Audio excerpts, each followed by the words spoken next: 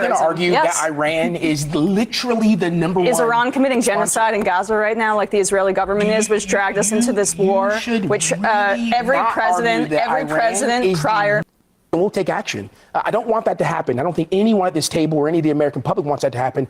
But everyone should be on notice that this is a president of action who will, in fact, do what he needs to do to carry out his mission of protecting the American public. What do you mean as a state sponsor of terrorism, though? How do you define terrorism? Are we going to argue that Iran is literally the number one? Is Iran committing genocide in Gaza right now, like the Israeli government is, which dragged us into this war, which every president prior. Number one sponsor of terrorism. For 47 years, the Iranians have killed Americans and our allies across this world. Okay. They are trying to obtain nuclear weapons so they can annihilate Israel and potentially capitals in Europe. There's no evidence of that. The JCPOA was actually a successful deal that Obama I find negotiated. It appalling that you're an Iranian apologist. Yeah, this is so. There's nothing I can do. Iranian Israel's genocide, and then everybody swarms. No. This is the one thing that you can't say. It's the one thing you can't say. It is about Gaza. This is about a regional conflict that's spiraling out of control that the president is adding to. But there's no evidence that Iran wants nuclear weapons. They lied.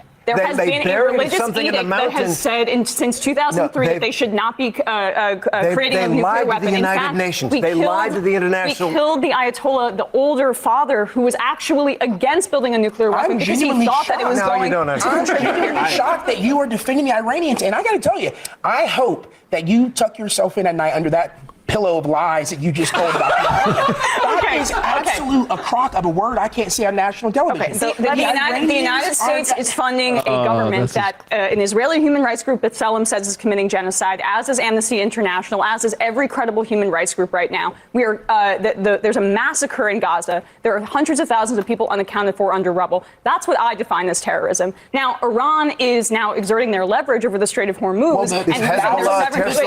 Do you want the Iranians to have a nuclear weapon, yes or no? Thousands of people that have died at the hands of Iran would disagree with your personal description of what terrorism is. And I'm sorry, it doesn't meet the bill of what it actually is. Killing civilians is what I define it as. As a diplomat.